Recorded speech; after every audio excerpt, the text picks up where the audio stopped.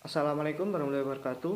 Perkenalkan, nama saya Junedi Haristawan. Saya berasal dari kelas BPB 1A. Di sini saya akan menyampaikan materi tentang peran dan tantangan sebagai fasilitator dalam pembelajaran orang dewasa. Siapakah fasilitator itu? Fasilitator adalah orang yang memberikan bantuan dalam memperlancar proses berkomunikasi kelompok orang sehingga mereka dapat bisa memahami atau memecahkan masalah tersebut dengan bersama-sama.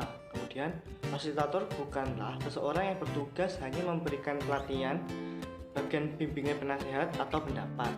Lalu, fasilitator harus menjadi pengarah yang baik untuk berbagai permasalahan yang terjadi di sekitar. Apa peran fasilitator? Yang pertama, sebagai moderator.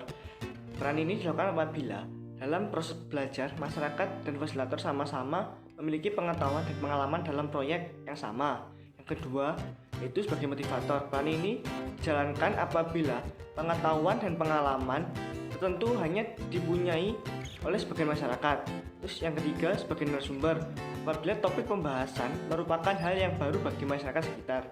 4. Sebagai mediator, apabila baik fasilitator maupun masyarakat tidak mempunyai pengetahuan cukup dan pengalaman, maka sebagai fasilitator harus sebagai mediasi, yaitu dengan cara mendatangkan narasumber yang tepat untuk memecahkan topik tersebut. Adapun tantangan-tantangan yang dari fasilitator, yang pertama yaitu perang pesan dalam pikiran, penting dan menarik. Tantangan ini merupakan tantangan dari fasilitator karena satu, fasilitator harus membuat para yang dituju itu menerima informasi yang disampaikan. Kemudian tantangan yang kedua yaitu tantangan kapasitas otak yang kurang mendukung.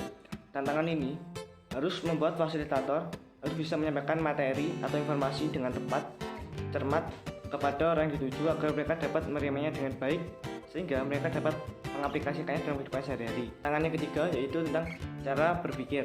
Di sini fasilitator harus bisa memfasilitasi kepada orang dewasa agar fasilitator bisa mengerti bagaimana cara mereka berpikir, bagaimana cara mereka berbicara, sehingga tidak terjadi gesekan yang membuat mereka tersinggung. Yang keempat yaitu tentang penguasaan pendidikan orang dewasa. Di sini peran fasilitator sangatlah ditentukan karena jika kita tidak bisa menguasai pembelajaran orang dewasa, maka orang dewasa tersebut tidak akan mampu menerima kita dengan baik karena mereka terkendala dengan banyak hal, sehingga membuat kita harus bisa mendekatkan kepada orang dewasa tersebut dengan cara yang mudah, baik dimengerti dan bisa dipahami. Yang kelima, yaitu memiliki kompetensi dan berlaku sebagai fasilitator. Di sini aspek yang harus dimiliki oleh fasilitator yaitu satu, komunikasi, karena faktor komunikasi itu sangat penting. Jika kita tidak bisa berkomunikasi dengan orang yang kita tuju, maka orang tersebut tidak bisa menerima apa yang kita sampaikan. Yang kedua yaitu kontrol. Kita harus bisa mengontrol orang tersebut agar orang tersebut tidak bertindak seenaknya sendiri dan mampu mengikuti arahan kita. Yang ketiga itu konsisten. Jika kita melakukan dengan konsisten, maka hal tersebut akan menjadi sangat mudah. Yang ketiga yaitu konsisten.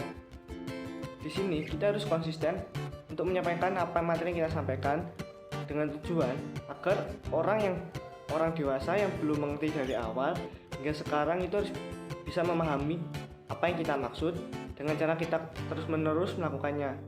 Adapun perilaku yang dapat mendukung peran sebagai fasilitator.